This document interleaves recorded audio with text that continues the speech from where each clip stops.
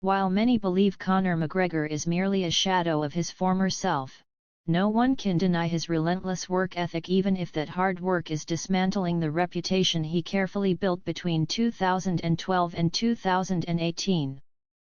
There was a time when people hung on to every word Conor McGregor said, convinced he had cracked the code to life itself. He had it all: money, fame, status, while moving to the beat of his own drum. With record-breaking performances, he elevated mixed martial arts to unprecedented heights, making it all look effortless. His rise was so smooth, so natural, that it seemed as if he had done it countless times before and was simply repeating the motions. Every victory, every achievement felt inevitable, as if greatness was second nature to him, a destiny he had always been meant for. These days, he's a wild, coked-up maniac, so much so that it's no longer a secret but an accepted fact and a running joke among fans and critics alike. At one point, people hung on to every word that came out of his mouth. It seemed like he had cracked the code to life: money, fame, and status, all achieved while marching to the beat of his own drum. He shattered records, elevating the sport of mixed martial arts with an ease and grace that made it seem effortless, like tying a shoelace or lifting a spoon. His success felt so natural that it was as if he had done it countless times before and was merely going through the motions. But those days are long gone. Now, the man is a coked-up maniac, and it's no longer a secret. It has become an accepted fact, a running joke. However, when the joke keeps going long after the punchline has been delivered, it stops being funny, especially for the victims of sexual assault. My hope is that my story serves as a reminder that no matter how afraid you are, you must speak up. You have a voice, and you must keep fighting for justice. I know firsthand the tremendous impact this ordeal has had, not just on me but on my daughter, my family, and my friends. It's something I will carry with me for the rest of my life. But now that justice has been served, I can try to move forward. Even though Conor McGregor maintains his innocence after being found liable for the rape of Nikita Hand, and despite the unwavering support of his die-hard fans, this scandal has dealt a significant blow to his public image. Multiple companies, including the one he essentially built, Proper 12, have severed ties with him.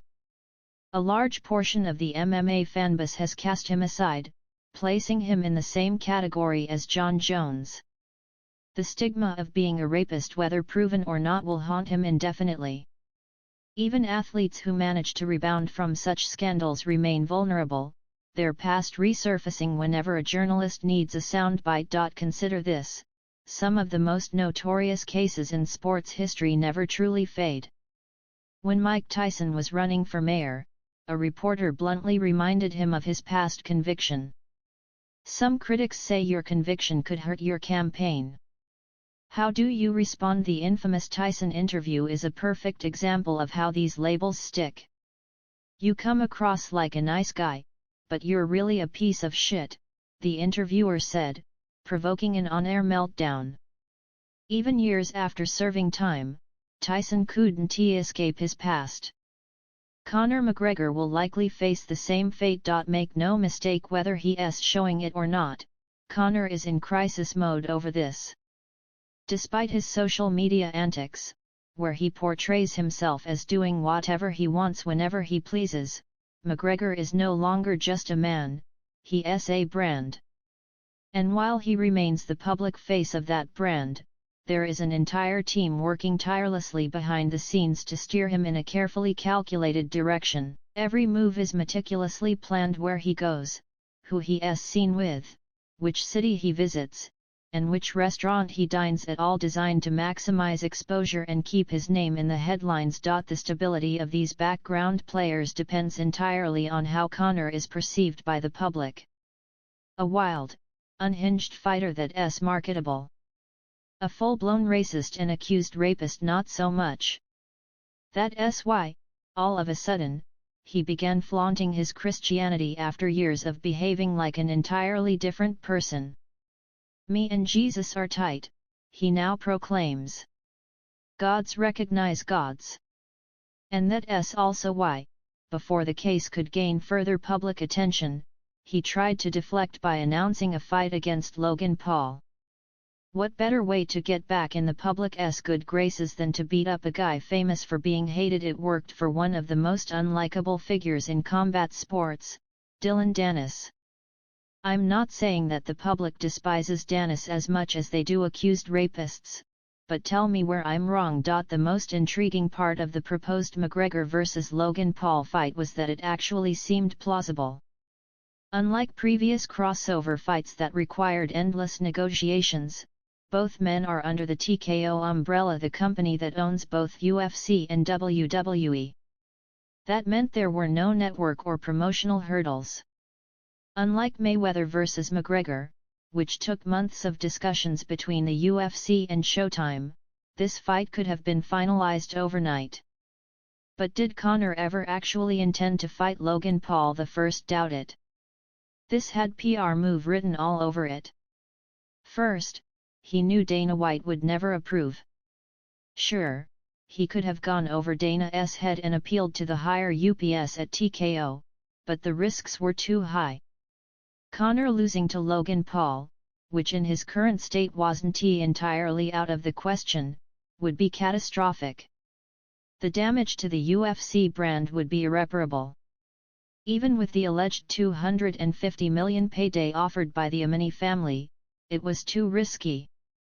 Seeing Tyrone Woodley get knocked out by a Paul brother was one thing, but watching the most recognizable face of the UFC suffer the same fate devastating. And you could tell Conor barely thought it through when he ran into Logan and Jake Paul at the presidential inauguration. He looked barely coherent, his face frozen with Botox, as if even smiling was painful. He was bloated, glassy-eyed, and more worn out than ever before, a clear sign that the trial had affected him far more than he was willing to admit. Even when he tried to put on his usual bravado, it fell flat. "I'm going to slap the head off you too," he mumbled, struggling to sound menacing. This was a man clearly distracted, more concerned about his deteriorating public perception than anything else. And to see him in such an obviously inebriated state at a presidential event, that's next level insanity. It's on par with proposing to your girlfriend with a crack rock instead of a diamond. But if there's one thing you can't take away from Conor, it's his work ethic. Just days after his erratic behavior at the inauguration, he reappeared in Philadelphia to promote BKFC Knucklemania. Maybe it was the fresh air, or maybe Kensington just had better quality substances, but whatever the case, this was one of the best promos I've seen in years. May we all bleed in the honor of Philadelphia's rich fighting history. May we, as a bare-knuckle fighting organization, rise above the night sky and rain down blows viciously. May local boy and former UFC champion Eddie Alvarez shut up Jeremy Stevens, who's coming in here trying to take over Philadelphia. It was classic McGregor, passionate, poetic, and just the right amount of lunacy. But afterward, he looked absolutely wrecked, his face betraying the toll of sleepless nights and whatever substances he had been indulging in. At this point, no one expects him to be sober at these events. But BKFC, in particular, seems to bring out his worst demons. And every time we see Conor these days, he appears more unhinged. I didn't think things could get worse the last time I covered him, but here we are. 3 months later, he's even more out of control. According to Dana White, Conor is set to return to the UFC later this year. But even if he does, what will that actually look like? Can he stop his reckless behavior long enough to get through a proper training camp? The last time he tried, he was literally smelling beer to hold himself over. It's hard to imagine him making it through a grueling fight camp in his current state. I don't know what the future holds for Conor McGregor, but this year has already been insane for him. And something tells me it's only going to get crazier. That's just my take. Let me know what you think in the comments. If you liked this video, hit the like button. If you want more content like this, subscribe and turn on notifications. And if you'd like to support the channel further, consider becoming a member. Now, let's just hope Conor stays out of trouble long enough to make it to his next fight.